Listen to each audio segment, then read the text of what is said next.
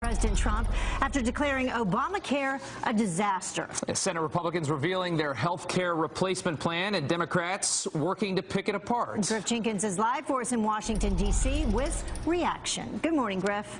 Good morning, Robin and Heather. Happy Friday. It is finally here. All 142 pages of the Senate's plan to repeal and replace Obamacare, but not everyone loves it, and the president stands ready to wheel and deal. So what's in it? Let's take a look. It has tax credits based on age and income. It prohibits insurers from increasing premiums on pre-existing conditions. It phases out Medicaid expansion from the year 2020 to 2024, and it has deep cuts to Medicaid starting in 2025. It also defunds Planned Parenthood for 1 year and adds $2 billion in fiscal 2018 to address the opioid crisis. However, Senate Majority Leader Mitch McConnell has a problem. 4 Republican senators are not on board. They are Senator Rand Paul, Senator Ted Cruz, Senator Mike Lee, and Senator Ron Johnson. But Cruz says he wants to get to yes. I want to get to yes. And the way to get to yes is fix the underlying problems, lower premiums, and I will happily be part of it. And in that exclusive interview you mentioned with our own Ainsley Earhardt that airs this morning, President Trump says he thinks we'll get there.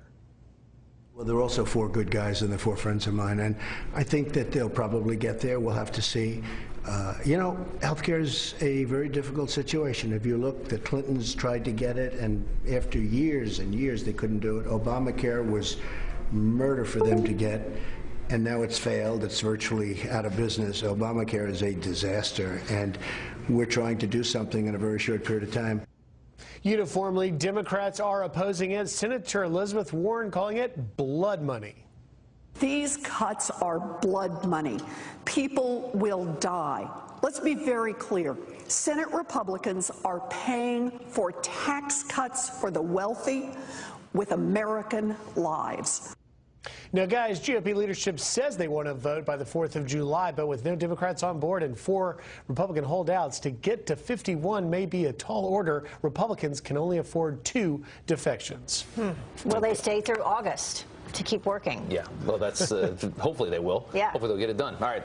Thank you, Griff. Thanks, Griff. Well, that, of course, brings us to our Look at Who's Talking this morning. And Fox News contributor Lisa Booth is calling out the left for its hypocritical whining.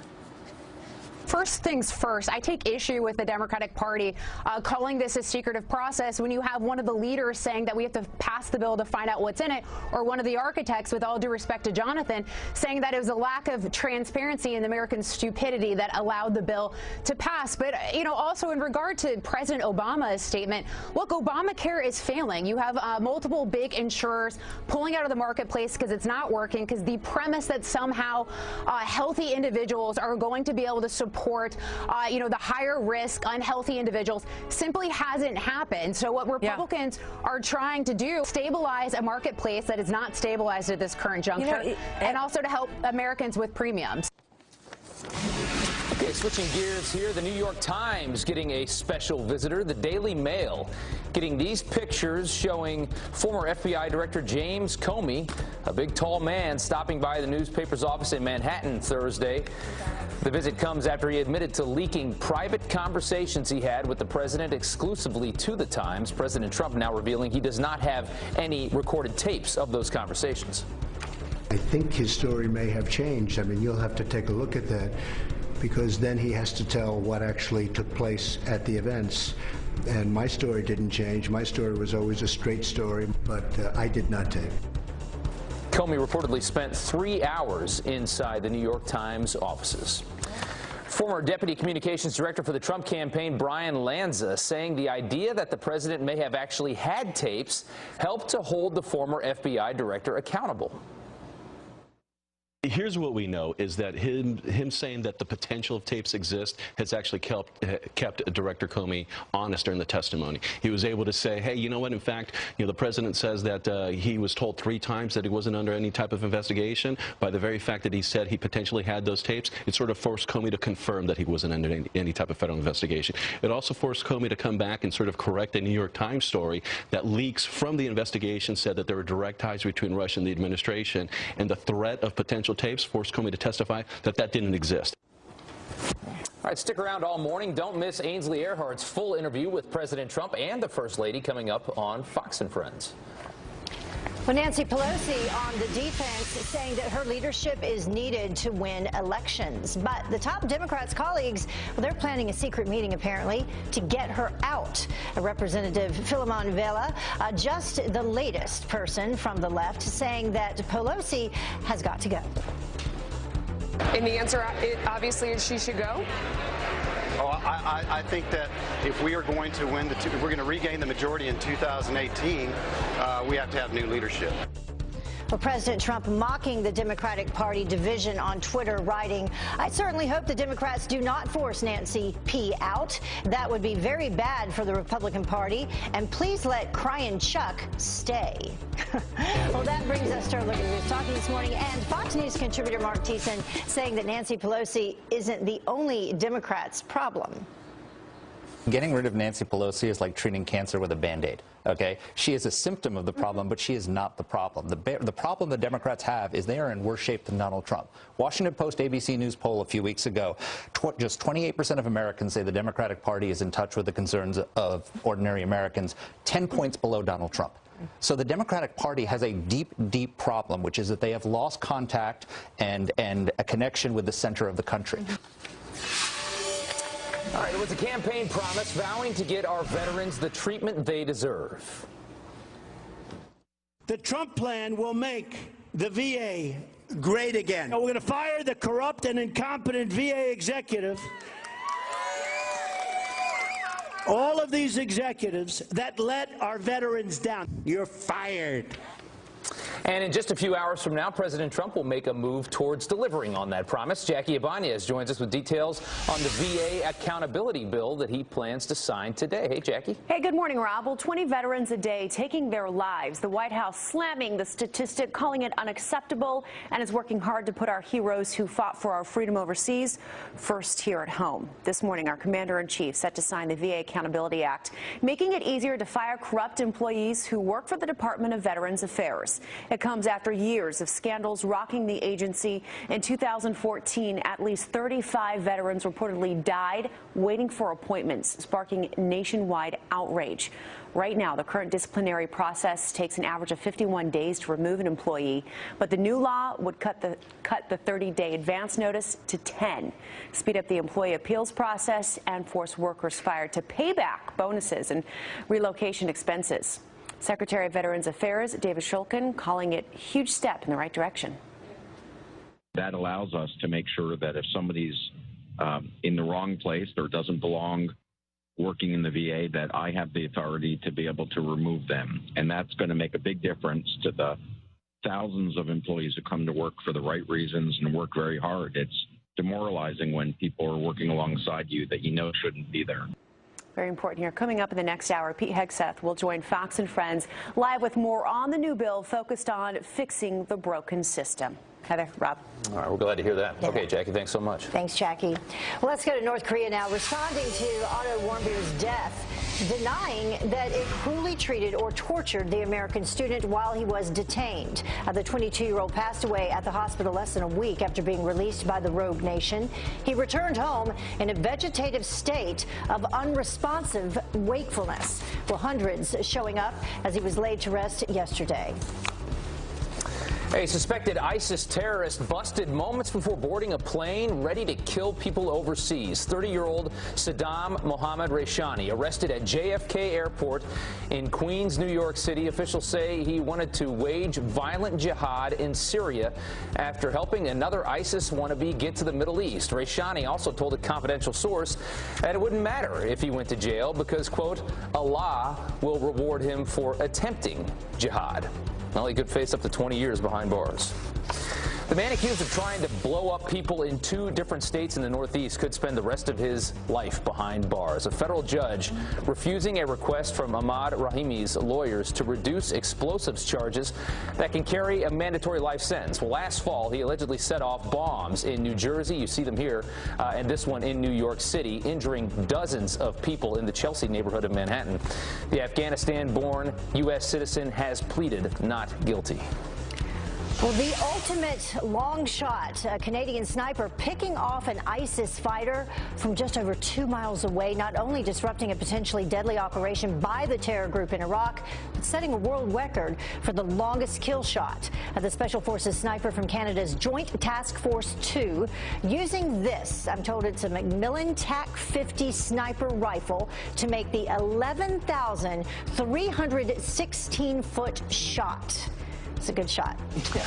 And then an ex-State Department special agent may face execution for selling top secret documents to China. And Kevin Mallory was caught flying from Shanghai to Chicago with over $16,000 in his carry-on luggage. The feds say that text messages revealed his scheme. Mallory is charged under the Federal Espionage Act, and he could be put to death or spend life in prison. Can I just say real quick how impressed I am by somebody making a 2-mile sniper shot? I mean, that is the most incredible thing I've ever heard. Target. Yeah, and that's Canadian. amazing. Very nice. Yeah. He was Canadian. Yeah. And a Canadian. I know. You can't blame Canada for that. Good for him. Is Canada? Good ally to have. All right, Janice is outside. It sounds like a beautiful morning. How are we doing in the south with that tropical storm? We're going to talk about that for sure. But you know what? We have our summer concert series on Fox and Friends coming up at 6 a.m. We've got Gavin DeGraw is going to be here, sponsored by Keurig. And we're going to have some sweet treats later on today, later on in this program, just before the concert starts. So stay with us. Let's take a look at the maps, and I'll show you what we can expect here in New York City. It's 78 right now. It's humid out here, 74 in Cincinnati. The rain should hold off, but as Rob mentioned, we're watching the remnants of Cindy. Still a lot of heavy rain with this across the Mississippi, the Tennessee River Valley, the Ohio River Valley. The Northeast is also going to feel the remnants of this later on today and into tomorrow. Not going to be a washout, but you can see flash flooding is going to be the main concern over areas across the south up towards the mid-Atlantic. Looking good across the west, still very hot out in Phoenix, and it will be 84 here in New York City. And we have some sweet treats coming up, as I mentioned, later on the show. Heather and Rob, I hope you'll come down and join me. We will be there. A little tease. Absolutely. I should have worn my white suit today. I could have matched you guys. All right. Thanks so much, Janice. Thanks, Janice. Well, the time now is 12 minutes after the top of the hour. And first, it was Kathy Griffin, and now talking about assassinating President Trump. Now, Johnny Depp. When was the last time an actor assassinated a president? Yeah, that's not funny. The tasteless joke that has social media sounding off. He's been having a rough year anyway. All right, what happened to toning down the rhetoric?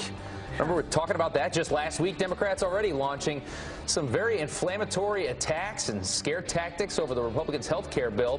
Our next guest said that the unity wouldn't last. He was right. Lawrence Jones coming up next.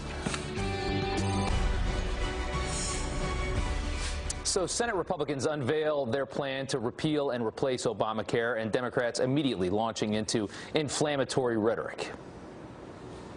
These cuts are blood money. People will die. Senate Republican health care bill is a wolf in sheep's clothing. So sad, Mr. President. Heartless. Mean and heartless. In some ways, it's more evil. In some ways, it's even dumber. But wasn't there supposed to be a change in tone after last week's shooting in Virginia, the baseball practice shooting? Lawrence Jones is a host for The Blaze, and he joins us now. Thanks for coming in this morning. We appreciate it. You predicted this. You said it was not going to last very long. I think a lot of people felt it wasn't going to last very long. Are we really surprised that here we are not even a week later? And here we go again. I'm not surprised at all. I was telling our friend Heather last week, I said, you know, this is only a photo op.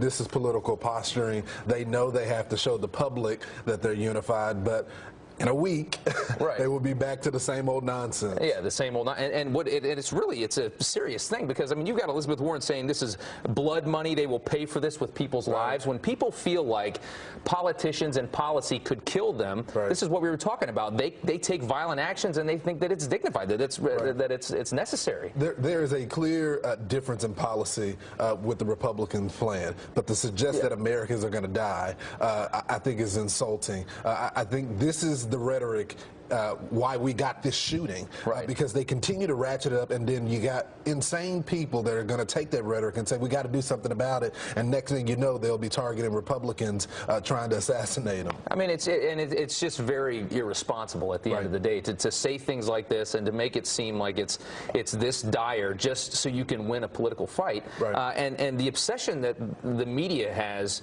and well, I'd say more so leftist politicians have with this thing being done privately, the whole bill being written privately.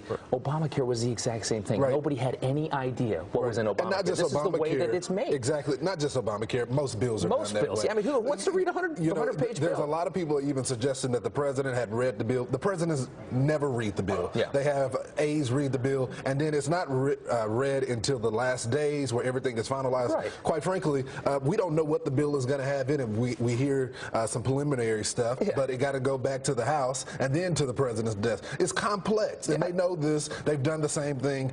And to be fair, both parties, they play these games back and forth. But I don't see a lot of Republicans calling for the death of Democrats. And I think Democrats right now are ratcheting up the rhetoric, and it's insane. Yeah, it is insane. And Nancy Pelosi will never live down that famous soundbite saying that, you know, we don't know what's in it, but you got to vote for it so we can see what's in it. Exactly. The last thing I want to say is Obamacare is failing. I mean, you are saying this is not just rhetoric from the president. It's happening. How come they don't address that? Why is that? You know, they can mess with this thing so much. They can criticize so much. They don't talk about that, though. Well, you know, a lot of things in this bill, for example, the pre-existing conditions, which Democrats went after Republicans about, they kept it in this bill. The 26-year-olds being able to stay on their parents' health care plan, that's in this bill. But the main thing is the individual mandate. Now, because of the individual mandate being gone, people don't have to buy health insurance if they don't. And the employer mandate, it prevents employers for that 30-hour rule. Many Americans lost their job because they had to essentially be part-time, or the employer was forced to make sure they had health care. Got it. Lawrence, thanks so much for coming on this morning. We do appreciate it. Heather, over to you. All right, good stuff. And the time now is 19 minutes after the top of the hour. An apparent case of road rage triggering a massive chain reaction crash. The whole thing was caught on camera. Wait till you see that. And summer reading list censorship. Why one school district says that Republicans like Ronald Reagan are too offensive for kids. An Alabama high school has pulled a summer reading list after some complaints from some parents saying that it was just too conservative. Gene Ponder, the teacher who put together the list, he ran for lieutenant governor of the state back in 2010 on the Republican ticket. Well, included on the list, considered so offensive by some, authors like Mark Levin, Ann Coulter, and even President Ronald Reagan. Wow. New Jersey could soon require schools to teach students how to respectfully interact with police officers. The state assembly passing a bill that would mandate school districts to start teaching kids from kindergarten through high school the role of a cop and a person's rights while interacting with police officers. If passed, this would take effect in the 2018-2019 school year. Sounds like a good idea. And now to Fox Business Alert. Business owners in Baltimore now taking action after their stores were destroyed in riots back in 2015. Can you blame them? Tracy Carrasco from our sister network Fox Business here with the lawsuit they are now filing. Hey, Tracy.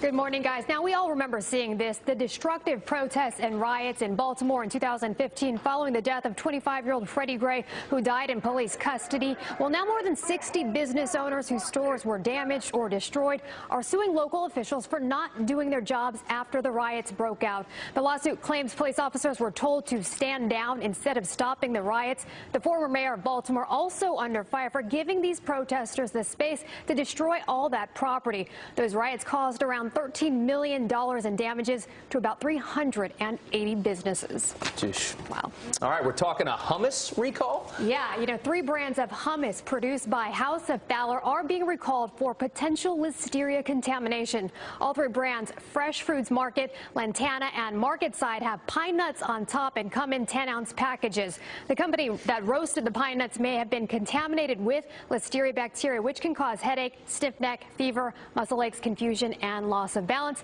The products were distributed from April 18th to June 13th. I like hummus. I eat a lot of that. You don't want that one. Yeah, no, don't want that one. So the top 5 best and worst car brands. Yeah, you know, if you're in the market for a new car, J.D. Power put out their list of top 5 best and worst new car car brands. Coming in on top, Kia, followed by Genesis, Porsche, Ford, and Ram. The 5 worst new car brands: Fiat, Jaguar, Volvo, Mitsubishi, and Land Rover. The study looked at 32 car brands and came to their findings based on problems experienced by owners in the first 90 days of ownership. A lot of nice cars on that worst list. Yeah, like the Land Rover. High maintenance. Kia? Yeah, right? If you want to drive it, I guess. All right, Tracy, thanks so much. Thanks, Tracy. 26 minutes after the hour, President Trump now raising questions over Special Counsel Robert Mueller's Russia probe. Should he recuse himself? Well, he's very, very good friends with Comey. All right, a sneak peek at Ainsley Earhart's exclusive interview. That's coming up next. And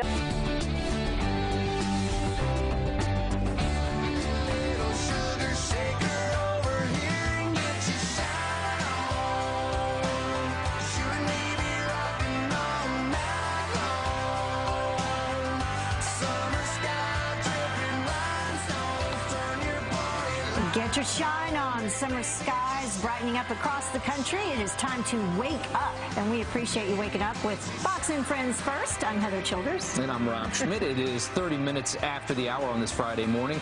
And working to keep a big promise, President Trump vowing change is coming after declaring Obamacare once again is a disaster. Senate Republicans unveiling their health care replacement plan, and the Democrats already working to pick it apart. That's right. Griff Jenkins live in D.C. this morning with reaction. Hey, Griff. Hey, Robin and Heather, it's here, 142 pages, and not everyone likes it, so let's take a look at what's in it. It has tax credits based on age and income. It prohibits insurers from increasing premiums on pre-existing conditions. It phases out Medicaid expansion from the year 2020 to 2024, and it has deep cuts to Medicaid starting in 2025. However, Senate Majority Leader Mitch McConnell has a problem. 4 GOP senators are not on board: Senator Rand Paul, Senator Ted Cruz, Senator Mike Lee, and Senator Ron Johnson. Paul says it sounds like Obamacare to him. Fear is when I look at this, I keep reading it, and it's like, it sounds like Obamacare to me. It doesn't even sound like Obamacare Light. In some areas, it may be Obamacare Plus on the subsidy side. We can't have a bill that spends more than Obamacare in the first couple years and call that a repeal bill. But in an exclusive interview with our own Ainsley Earhart that airs later this morning, President Trump says he thinks we'll get there. Well, there are also 4 good guys and they're 4 friends of mine, and I think that they'll probably get there. We'll have to see. You know, healthcare is a very difficult situation. If you look, the Clintons tried to get it, and after years and years, they couldn't do it. Obamacare was murder for them to get, and now it's failed. It's virtually out of business. Obamacare is a disaster, and we're trying to do something in a very short period of time. Not surprisingly, Democrats are uniformly opposing it. Senate Minority Leader Chuck Schumer says it's a wolf in sheep's clothing. The president said the Senate bill needed heart. The way this bill cuts health care is heartless. The president said the House bill was mean. The Senate bill may be meaner. The Senate Republican health care bill is a wolf in sheep's clothing. GOP leadership says they want to vote by the 4th of July, but getting to 51 votes may be a tall order, guys. Republicans can only afford 2 defections. They got 4, and they need to bring 2 back. All right, Griff, thanks so much. Thanks, Griff. All right, that brings us to Look Who's Talking. And this morning, Health and Human Services Secretary Tom Price says the urgency to repeal and replace Obamacare has nothing to do with politics. What you're seeing is a movement now toward a system that will allow patients and families and doctors to make decisions, that will allow states the kind of flexibility to set up the Medicaid program as they deem to be most appropriate, which is much more responsive to those folks in their states. Give greater choices to patients. What kind of coverage do they want for themselves? We'll make certain that every single American has the opportunity to purchase the kind of coverage that they want, and we'll provide a transition to this system that the president is absolutely adamant makes it so that individuals are able to prepare for whatever the new plan is. The American people are going to be appreciative of the fact that they're going to be the ones in charge, not Washington, D.C. President Trump raising questions over Special Counsel Robert Mueller's Russia probe. The president particularly calling into question whether the former FBI director's ties to James Comey could flood his decisions. Should he recuse himself? Well, he's very, very good friends with Comey, which is very bothersome. There has been leaking by Comey. I can say that the people that have been hired are all Hillary Clinton supporters. Well, don't miss more of Ainsley Earhart's exclusive interview with President Trump coming up on Fox and Friends. A wild chain reaction crash caused by road rage after a motorcyclist loses his patience with a car. Check it out. The biker kicking the side of a car along a freeway in California, causing the driver to lose control, then swerve into the median. The car then heads right into oncoming traffic, slamming into a truck. Unbelievable. The driver of that truck suffering multiple injuries. The other driver is okay. The biker has not been caught as of yet.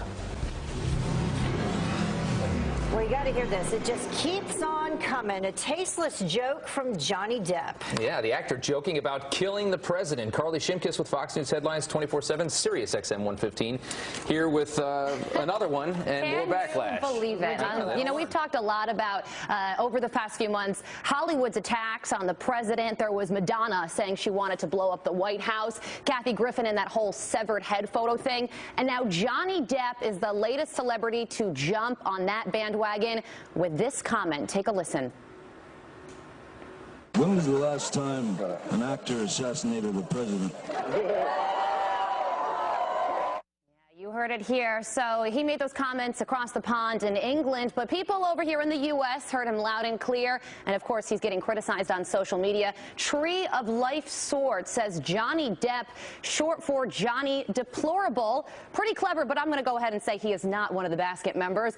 And then Shane says, starting to feel irrelevant, Johnny. Have to make stupid comments to be liked. I think you have just lost half of your fans today. So it does look like he was kind of saying this just for attention. Right? Well, he could just go off and live on one of his islands that he owns. He has quite a lot of bills to pay. Absolutely. Yeah. All right, moving on. A Texas man, he's making a big statement to support the president, and I mean big literally. Check this out. So this guy named Kyle Courtney of Bernie, Texas, he bought a billboard, an entire billboard, slamming ABC News over their Russia coverage. It says, "I grew up with you. We are through. The Russians didn't elect Donald Trump. I did." So he's essentially breaking up with ABC News, and he wanted everybody to know. And a lot of people are talking about this billboard online. Poppy Lane says, "How much is that billboard? I need a GoFundMe page. We need way more of these." So she likes it. Faye also likes the billboard as well. She says, "Great sign."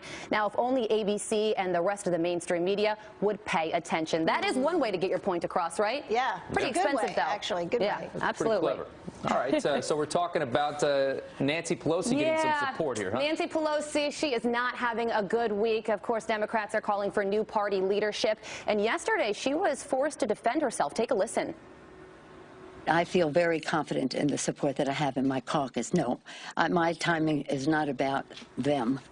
Well, it appears Nancy Pelosi and her team are fighting back on social media.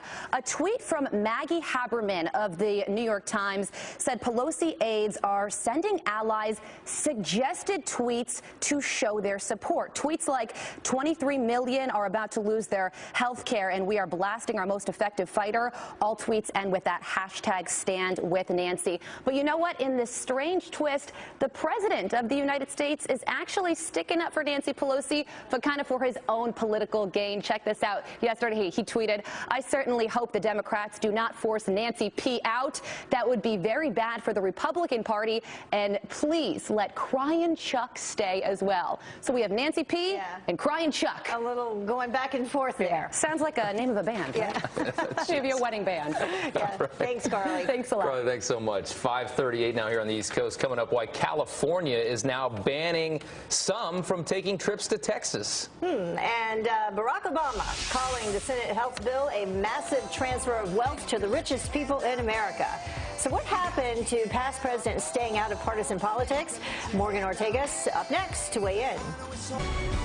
Welcome back. Former President Obama taking aim at the Senate's new Obamacare replacement plan, writing, quote, "The Senate bill unveiled today is not a health care bill. It's a massive transfer of wealth from middle class and poor families to the richest people in America." So what happened to past presidents staying out of partisan politics? Here to talk about it is former U.S. diplomat Morgan Ortagus. Thank you so much for joining us this morning, Morgan.